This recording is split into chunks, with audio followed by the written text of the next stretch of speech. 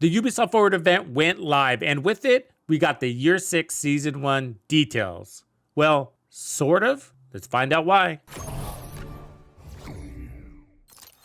I think all of our predictions we made leading up to this event came true. The Division 2's spotlight wasn't much of a spotlight at all. It was the very last of the last thing that was shown as part of the Ubisoft Forward event. And it wasn't even part of the Ubisoft Forward main event. It was actually the post show. And it was at the very end of the post show, and it was only about 5 minutes worth of information, if even that. Moreover, we were expecting to hear about Year 6 Season 1, and we actually really didn't hear much about Season 1 at all. I mean, they glossed right over it. The only thing they really mentioned was that Keener's alive and that they removed the world tier system. Otherwise, they did give us a sneak peek at what's to come beyond Season 1 in Year 6, which I gotta say sounds interesting, but sadly, it just leaves us with more questions than answers and opens up a ton of speculation. And I want to be careful on how much I speculate here because it could set us up for expectations, and I hate to do that for the community. I like to keep it real as much as possible. So we're going to go through these details bit by bit. Since the devs didn't give us any details on the season, I'm going to go ahead and break into those for you using the patch notes that were just released. But before we break into Year 6 Season 1 details,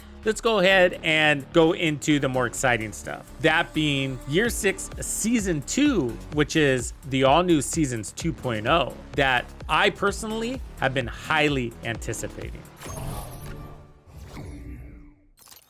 So as part of the changes outside of the normal season delivery, the devs consolidated basically the base game and Warlords of New York. So you no longer have to purchase Warlords of New York to get to level 40. That's now going to be part of just the base Tom Clancy package. In other words, they want all players to be at the same place, which is ultimately the end game level 40. And that has to do with Seasons 2.0, where all the deliveries are going to be made. And to be honest, the money, right? The devs have to make money, and they're going to have a new seasonal structure, and the costs will probably be different. We have no details, but they want to make sure the entire player base is able to access that. And if you haven't reached endgame, then you don't get access to seasons or global events or anything related. This gets everybody involved, which is good for them and good for us. So this is what they had to say about that. First important change that we're bringing in Year 6 is one endgame for all agents. All owners of Tom Clancy's The Division 2 can now level up their characters to level 40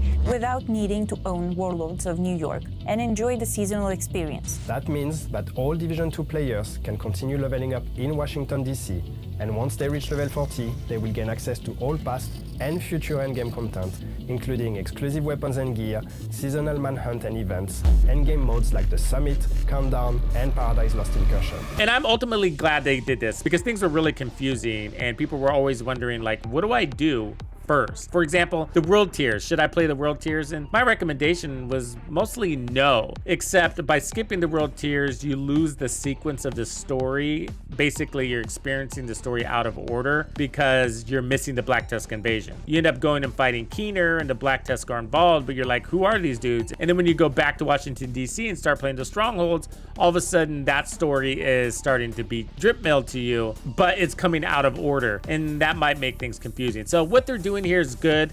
They're getting rid of old legacy systems that don't really make sense, like gear score and stuff like that, and uniting the player base, which I love. And now all you players that hadn't purchased Warlords of New York yet can now participate in raids and incursions, the Summit, Countdown, all that fun stuff. So they're introducing a brand new seasonal structure, and boy, oh boy, do we need it, because our seasonal structure is dated, man. It's so old, and more importantly, it really doesn't encourage players to stick around after the manhunt. So we see a major player drop off as soon as everybody completes that stage of their season. And that just sucks. I mean, that can't be good for business when half of the player base or more just disappears for half of the season. I mean, how are they going to sell cosmetics doing it that way? They're losing players to basically other games. So I think this will keep players more involved, but pay attention to this next part because they're about to spill more of the beans on something they're calling seasonal characters. To expedite players' access to the endgame, we're introducing a new progression system to offer you more ways to advance and customize your gameplay experience. Seasons 2.0. With Seasons 2.0, we'll bring a fresh twist to the experience, seasonal characters. By creating a season-specific character, you'll be able to experiment with new builds, modifiers, and mechanics affecting both agents and enemies, getting a unique experience every season. So new builds, I don't know if they mean that just generically, like you get to create new builds, or if there's a new type of build system that we're getting, or elements to our builds. I have no idea. They do say modifiers that will affect you and the enemies. That's really interesting.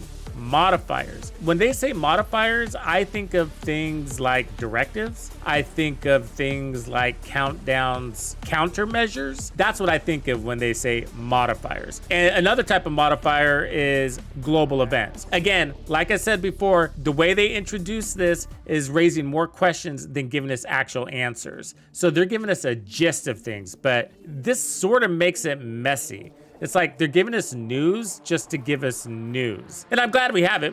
Some information is better than nothing, so don't get me wrong. But again, it just causes a lot of speculation. But I don't want to accidentally make it more exciting than it is. But one other thing is that they might be getting rid of global events, and that could be the modifiers. See, global events have modifiers, right? The buffs, debuffs, reanimated buffs, golden bullet buffs. So maybe that's what they mean. I don't know. Your guess is as good as mine, but I'd love to hear your thoughts on what you think they mean by modifiers and what they mean by builds for our seasonal character in Seasons 2.0. Okay, watch this now. We streamlined the progression to ensure a rewarding journey both for new players and veterans, without requiring extensive playtime to reach level 40. Expect weekly updates filled with fresh activities, improved progression, and rebalanced XP gain, all within an immersive narrative that unfolds through Year 6. At the end of each season, all your hard-earned XP and rewards will merge with your main characters, and your seasonal characters will be added to your existing roster, expanding your options and strategies. Expect weekly updates is what he said. So that reminds me of a more current seasonal structure or monetization program, something that's more built on microtransactions. That's sort of what that sounds like to me, but I have no idea. Speculating. But one of the things that I did catch that I do like as far as what he said is XP rebalancing. Did you hear that too? Because we need it. Hopefully that means more XP, because I feel like the devs have been very stingy in this department. Can I get a hashtag double XP weekend? Gosh, that sounds cool, but again, more questions. So at the end of the season, when is the end of the season? Is it based on calendar or completion? I wonder. It's probably going to be calendar. They're going to want to make sure they milk us along, so to speak, so that we stay engaged through the entire period. So there'll be time releasing things. But I have so many questions about this seasonal character. Will we be able to design that character? Will the character be fixed? Is it part of the lore on who that character is? If I were to venture a guess, I think the character is going to be somewhat generic. I think it's going to go back to the roots of the division, where the division agent could be your neighbor, the local firefighter or cop or EMT. I think it's going to be something like that. I don't know. Either way, all the progress that you make on your seasonal character is going to be rolled over to your main character. And then he says your seasonal character is going to go into your roster. What does that mean? What roster is he referencing? But we do have a staff roster, but we don't do anything with these staff rosters. They just kind of hang around. They unlock things. They unlock stations. Is that all this is? So we're going to use that character and just add them to our roster, and they just kind of wander around the base of operations? Or is it a character we're going to be able to access and continue to use? Fancy any guesses?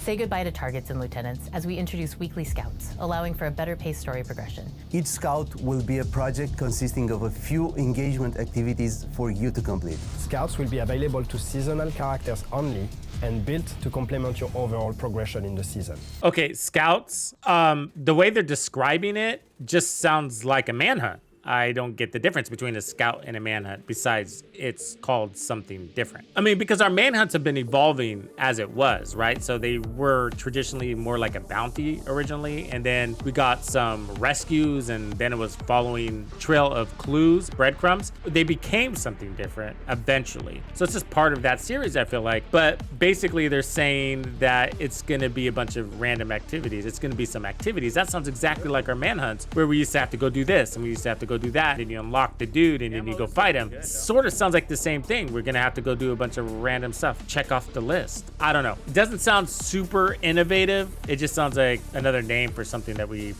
already had. That's not all. Prepare for a new difficulty level available for climax missions only. Master. Master difficulty will offer an epic conclusion to each season, providing challenging and thrilling gameplay experiences designed for 4 players. So we're gonna get a new difficulty that's not always there and is part of the season, I guess, right? So you basically have to work up to it because they say it culminates to that. And it's called Master Difficulty, and it's intended for 4 players. Does that leave anybody out? Do people get left out of this scenario if they don't want to match make or don't have a mic or play in random off hours? I don't know. You know what I mean? But it sounds a little exclusive. Is it more difficult than legendary? Is it somewhere between heroic and legendary? A new difficulty by the title Master sounds like it's more than legendary to me. I'm open to new difficulties. It sounds cool for me, but it doesn't sound like it's something I'm going to be able to play on repeat. But I hope I'm wrong there. I hope maybe you unlock it at the end of the season and then you can access it anytime. And so it's sort of reminding me of an incursion, and they're just calling it something different because it's part of the seasonal structure. And so maybe it's something like that. Maybe it's something like that. Maybe that's what makes it a master difficulty, because you have to coordinate and you have to do these mechanics. Maybe that sounds familiar. Maybe it's something like a dungeon that you would experience in a different game. You know, a lot of games call these kind of things dungeons. They're like mini raids or whatever. Maybe that's what it is. I don't know how I feel about it because I don't have any information. You're probably catching on to the theme of this video. Okay, so of course they mentioned that we're getting the DLC in season 3, but she's gonna drop a bomb here that I bet everybody missed, because the words she's using are very generic, and she's doing it on purpose because I don't think they really have everything defined in this upcoming feature of the game. But pay attention to this. These major changes laid the foundation for exciting updates coming with Year 6 and even more thrilling developments ahead. We are just getting started. Year 6 is a year of transformation as we prepare the game for even more content. In Year 6, The Division 2 will feature 3 seasons. Each of them will bring fundamental changes to the endgame and our seasonal model, enhancing the game's accessibility and engagement to new heights. The first season, titled First Rogue, is set to begin on June 11th. Keener is alive. Come find me. Keener is alive and has come to Washington, D.C. to meet with us. However, as is always the case with Keener, the road to finding him is paved with dangers, and his true intentions remain unclear. What do you believe, Agent? Later in the year, we're excited to bring you an improved player customization experience. Look forward to improvements and new functionalities that will let you celebrate your characters and achievements in more dynamic and personalized ways. So did he catch it? She's talking about the season 3, what's on the roadmap being called Updated Player Expression. I don't know what that is. She describes it as our ability to customize our experience or our characters more. Does that mean maybe we can claim a safe house and decorate it? Give our character maybe some chores around the White House? I have no idea what this means. More questions than answers. There are lots of things in the pipeline and we have no clue on what they are. But season 2 is just around the corner, and then the DLC is expected to hit sometime in February if things go as planned. Brace yourself, because now I'm going to hit you with some bad news. I said in the beginning of this video that everything we said basically came true, which is they didn't go into any details on Year 6 Season 1, like whatsoever. Zero details. It was all super high level recap of the roadmap. That's exactly what we called. That's exactly what we said We did get a little bit more information on future stuff, more than I actually expected, but it's still so vague that, again, it's just more questions and answers in the end. At least it gives us something to think about. No details whatsoever on anything. Year 6, Season 1 comes, unfortunately, with some bad news. The community gave lots of feedback, but did the devs hear it? Did the devs listen? Whether they did or not doesn't matter, because it looks like they're rolling everything out as we saw it and experienced it in the PTS. And that is like my worst nightmare, because it was an extremely underwhelming showcase of gear in this last PTS. So we're getting a new brand set, which is a rifle-oriented brand set. The whole season is orientated around rifles for the most part, and then otherwise shotguns, and a little bit on marksmen. This brand set is giving us 15% mag size, 20% rifle damage, and 30% weapon handling. So it's not bad. It's a little bit like Overlord, but it's got some minor differences. Then it's going to give us a named chest piece called Bobber, which is giving us Perfect Entrench, another talent that we don't use. And it's going to give us 30% repair when we're under 30% armor when you land a headshot, and there's a cooldown for 2 seconds. And then probably the best thing of the entire season is going to be these named gloves called the Eagle's Grasp. They have a perfect attribute of 15% weapon handling. I'm actually excited about those, and that's sort of sad when I say that this is probably the best item we're getting out of the entire season. I'm saying yes, over the gear set, over the exotics.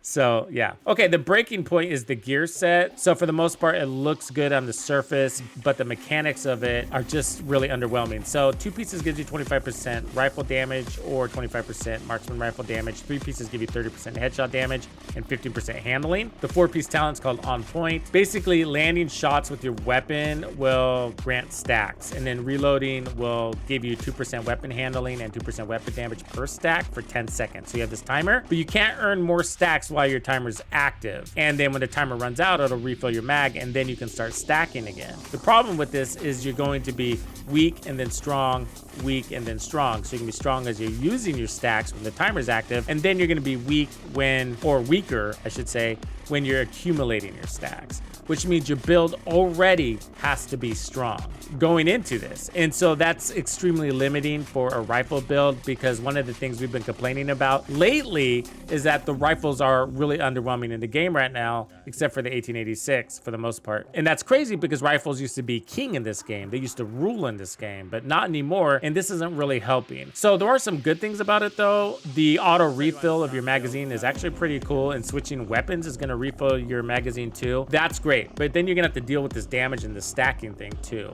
It is interesting for those weapons that are already strong, that are already doing what you want it to do, like one-shot kill. And if all you're missing is a free reload, then you basically have golden bullet full time here if you build it correctly. And that's what I'm planning on doing with this at the very least. So I am excited about that part, but for the most part, it's a half-baked gear set, and I would want to be using every element I can here. With the builds I'm thinking about, I'm just gonna be ignoring the damage, because it's gonna be too much of a pain in the butt to rely on it. It's gonna be inconsistent. And you're better off with just a standard rifle build or a negotiator's build or something like that. That's just too bad. Anyways, it's gonna come with a chest and a backpack that will have their own unique talents. So the talent on the chest is gonna give you point of no return. So you're gonna increase on point bonus timer from 10 to 15 seconds. Yay. And then the backpack bonus talent is called point of honor. So you're gonna increase the damage bonus from 2 to 3%. All of that is so situational. Do you have the damage when you actually need it? One of the exotics is called the Acosa's knee pads. These exotic knee pads will give you basically more movement speed. So when you're vaulting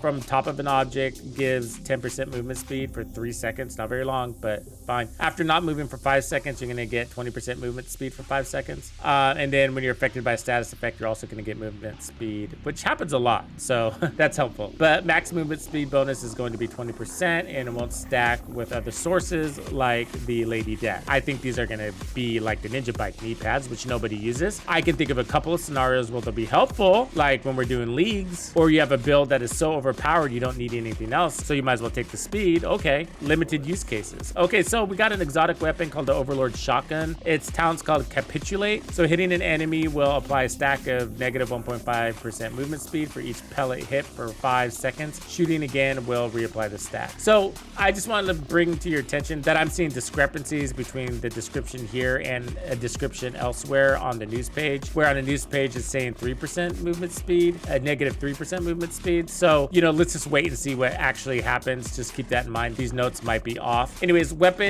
stats and mods, you're gonna get critical hit damage, reload speed, and weapon stability. So this is gonna be the KSG shotgun, which is extremely slow. It's got 12 rounds in the mag, and you have to get very close for this thing to work. For the most part, the community wasn't pleased. It doesn't have a lot of PvE applications except for special circumstances, like maybe a legendary boss or a raid or the incursions, yet to be tested in those scenarios. But for the most part, people were saying it's helpful in PvP. And then finally, the final exotic is actually a reworked exotic, and it's the Diamondback. So they increased its damage. They gave us some more rounds. They made an adjustment to the talent called Agonizing Bite. I really don't think this is gonna do it for that gun.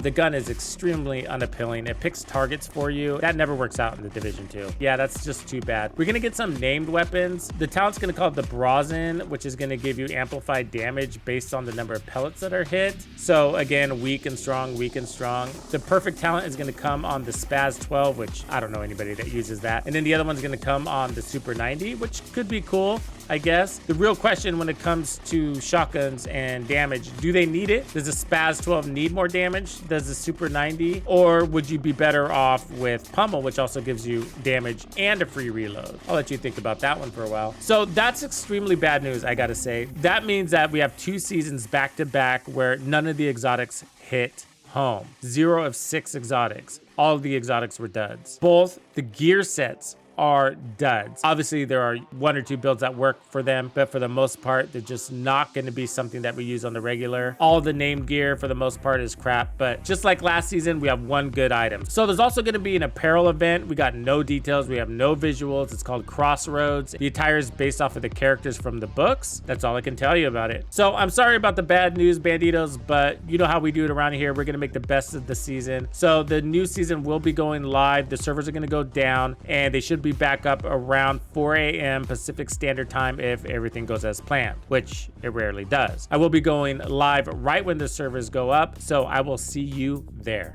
Thank you for hanging out with me today. My name is Tuxedo Bandido, and this was another episode of The Division 2. If you found this video helpful, subscribe, like, and turn on notifications to ensure you don't miss out on the fantastic experiences waiting for you in The Division 2. And if you like builds like this, check out the recommended build video I have here for you. If you have anything you want to see covered, be sure to let me know in the comments below. And thank you to all the channel members and donors who make everything possible. Tux Nation wouldn't be without you.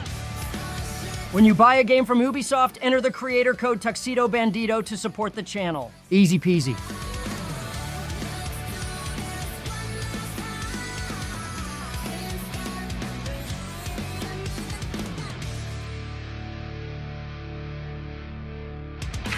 Follow me. I get it.